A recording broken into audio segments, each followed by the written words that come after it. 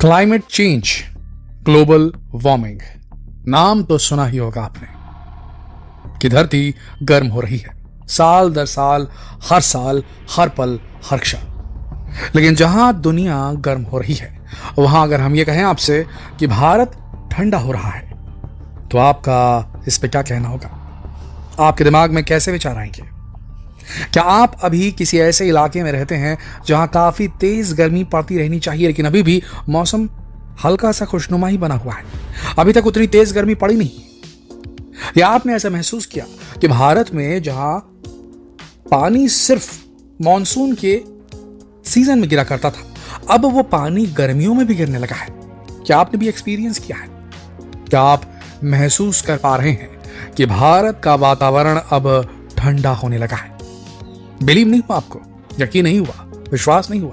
एक आंकड़ा बताते हैं आपको, हमारा नहीं है, inter governmental panel on climate change IPCC एक इंटरनेशनल संस्था है जिसमें दुनिया के सारे देशों की गवर्नमेंट अपने अपने देश के क्लाइमेट डेटा को, मौसम के डेटा को शेयर करती हैं। इसीलिए इसका नाम है, इस इंस्टीट्यूशन का, inter governmental panel on climate change. IPCC ने एक ऐसा आंकड़ा सामने लाया है दोस्तों, जिसे जानकर आपकी आंखें फटी की फटी रह जाएंगी, आपके कान के पर्दे हिल जाएंगे ये सुनकर कि दुनिया जहां गर्म हो रही है वहां भारत अभी भी ठंडा है और ठंडा होता जा रहा है। जी, बात करें प्री इंडस्ट्रियल एरा की, जब औद्योगिकीकरण नहीं हुआ था, फैक्ट्रियां लगनी इतनी बड़ी तादाद में शुरू नहीं हुई थी। हम सन 1900 से पहले की बात कर रहे हैं। उस वक्त से अब तक, क्योंकि फैक्ट्रियों से प्रदूषण होता है, हम सब जानते हैं, जिससे कि गर्मी फैलती है, ग्रीन हाउस गैसेस निकलती है, प्रदूषण होता है, टेम्परेचर बढ़ता है तो ग्लोबल वार्मिंग होती है और इसी वजह से पर्यावरण चेंज होता है, मौसम चेंज होता है, क्लाइमेट चेंज होता है। तो सन 1900 से पहले से आज तक जो तापमान में वृद्धि दर्ज की गई है वो लैंड एरियाज में 1.59 सेल्सियस की बढ़ोतरी दर्ज की गई है।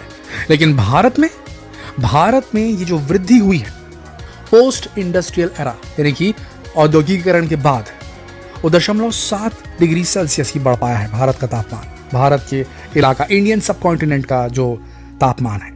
ऐसा कैसे हुआ? सोचने वाली बात है। हम तो टेम्परेट जोन में, उष्ण कटिबंधीय इलाके में रहते हैं, फिर हमारा तापमान तो और तेजी से बढ़ना चाहिए। भाई, दुनिया की 40% से ज्यादा आबादी तो इंडिया और चाइना में है, जो यहीं लाई करती है, इसी लाइन में, भूमध्य रेखा के एकदम करीब। तो भाई, इतने सारे लोग हैं, इतनी सारी गाड़ियां चलाते हैं, इतनी सारी ग्रीन हाउस गैसेस एमिट करते हैं, तो यहाँ का तापमान सबसे ज्यादा होना चाहिए, सबसे ज्यादा सूरज की किरणें यहीं पड़ रही हैं। लेकिन ऐसा हुआ नहीं। इस इलाके में तापमान महज 0.7 डिग्री सेल्सियस बढ़ा है सालाना तौर पे, जबकि दुनिया में 1.59 डिग्री सेल्सियस की बढ़ोतरी हुई है 1900 की एरा से, 1900s की एरा से, पोस्ट इंडस्ट्रियलाइजेशन एरा से। समझ रहे हैं आप ऐसा कैसे हुआ? बड़ी बात है ये। अगर इसे कनेक्ट किया जाए पेलियो क्लाइमेटिक डेटा से, पेलियो अर्थ पुरातन या प्राचीन, क्लाइमेट कहने का मतलब मौसम, यानी कि प्राचीन काल के मौसम का जो डेटा है साइंटिस्ट के पास, जिसे उन्होंने कैसे पाया? उन्होंने जो मौसम के सिग्नेचर्स थे, अलग अलग मौसम के अलग अलग सिग्नेचर्स होते हैं जो कि पत्थरों में, सेडिमेंट्स में, चूना पत्थरों में, जमीन के अंदर खुदाई करने में लेयर दर लेयर जमा रहते हैं और पता चलता है कि आज से 10 साल पहले कैसा मौसम था, आज से 100 साल पहले कैसा मौसम था, आज से 1000 साल पहले मौसम कैसा था। वो दर्ज हो जाता है, वो पूरा टाइम, समझ लीजिए, एक टाइम मशीन की तरह वहां पर। तो जो डेटा है पेलियो क्लाइमेटिक डेटा और पेलियो जियोलॉजिकल डेटा, इसके साथ में जब उसको कंपेयर किया गया तो ये समझ में आ रहा है कि जब आइस एज आई थी, जी हाँ, हम बात कर रहे हैं हिमयुग की, आज से 21,000 साल पहले जब हिमयुग आया था धरती पर, जब नॉर्थ अमेरिका, यूरोप, एशिया, हर जगह, ऑस्ट्रेलिया, हर जगह आप देखते थे कि वहां पर बर्फ की चादर चढ़ी हुई थी। उस वक्त क्या हुआ था? एक बड़ा क्लाइमेटिक चेंज आया था। बात आज की करते हैं फिर से। आज की अगर बात करें तो एक बहुत महत्वपूर्ण धुरी है इस पूरी बात में, और वो है इंडियन ओशन, हिंद महासागर। आज की तारीख में हिंद महासागर में वेस्ट से ईस्ट की ओर हवाएं बहती हैं। वेस्ट की जो गर्म हवाएं रहती हैं वो ईस्ट की तरफ बहती हैं, और एक गर्म हवाएं जो हिंद महासागर का पानी होता है उसकी सतह को गर्म करती है, जिससे वो भाप बनता है और रेनफॉल के लिए एक स्टेबल पैटर्न बनाता है। भाई, हमारे यहाँ मानसून में एकदम टाइम टू टाइम पानी गिरता है कि नहीं गिरता है? तो वो कैसे होता है? जब वेस्ट से हवाएं जो हैं वो ईस्ट की तरफ बहती हैं और वहां के पानी को, सतही पानी को, जो कि हिंद महासागर का पानी है, उसे गर्म रखती है। लेकिन जो कि पेलियो क्लाइमेटिक डेटा, प्राचीन काल का जो मौसम का डेटा निकाला गया, तो उससे ये पता चला कि उस वक्त उल्टा हो गया था। जो हवाएं थी वो ईस्ट से वेस्ट की ओर बह रही थी और ये जो पूरा इलाका था ये ठंडा हो गया था। जब हवाएं उल्टी दिशा में बहने लगी थी ईस्ट से वेस्ट की ओर, तब आया था आइस एज। और अभी इस प्रकार के हल्के हल्के संकेत मिल रहे हैं कि ऐसा वापस से हो रहा है। और ये ड्रॉप दिख रहा है, इसके पीछे भी साइंटिस्ट ने दूसरा कारण भी बताया। दूसरा कारण ये है कि हमारे यहाँ काफ़ी ज़्यादा प्रदूषण है, जिसकी वजह से एरोजॉल बनते हैं। अब एरोजॉल किस चिड़िया का नाम है? एरोजॉल क्या होते हैं? प्रदूषण में जो गैसेस निकलती हैं, साथ में डस्ट पार्टिकल्स भी रहते हैं और इसकी वजह से ये हवा में एक किस्म के एक लेयर बना देते हैं। इन डस्ट पार्टिकल्स की वजह से जो सन की रेज होते हैं, सूरज की जो किरणें होती है, वो इन डस्ट पार्टिकल में टकराती हैं और स्कैटर हो जाती हैं, फैल जाती हैं। वो एक जगह केंद्रित नहीं हो पाती, तो तापमान पूरा बढ़ नहीं पाता। तो एक हिसाब से देखा जाए तो प्रदूषण की वजह से और आबोहवा साफ ना होने की वजह से गर्मी जो पड़नी चाहिए हमारे इंडियन सब कॉन्टिनेंट में, वो पड़ नहीं पा रही है। ये भी एक बड़ा कारण है। तो दो बड़े कारण हैं। तो क्या कहा जाए इसका, क्या इसका नतीजा निकाला जाए? अब जब हम ग्रीन सोर्स ऑफ एनर्जी की तरफ बढ़ने वाले हैं और हमारी हवा जब साफ हो जाएगी, यहाँ से डस्ट पार्टिकल्स कम हो जाएंगे, तो क्या होगा? क्या गर्मी बढ़ने लगेगी? बिल्कुल बढ़ सकती है। एरोजोल एक बहुत बड़ा कारण है जिसकी वजह से गर्मी कम पड़ रही है। अभी एक और आपको चौंकाने वाला आंकड़ा बताते हैं, सुन करके हिल जाएंगे आप। क्या आप जानते हैं कि ध्रुवों पर, पोलर रीजन्स में, खासकर आर्कटिक में, जो तापमान नॉर्मल भूभाग में 1.59 डिग्री सेल्सियस की बढ़ोतरी हुई है, हम बता रहे थे अभी आपको, तो आपको बता दें इसका 2 गुना तापमान बढ़ा है पोल्स में, पोलर रीजन में, ध्रुवों में। ये कैसे हुआ?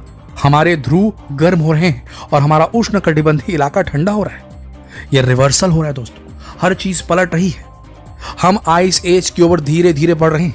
ये बात एक रियलिटी है। पोलर रीजन में टेम्परेचर के बढ़ने का एक कारण एल्बिडो इफेक्ट को बताया गया है। अब एल्बिडो इफेक्ट है क्या चीज? एल्बिडो प्रभाव होता क्या है?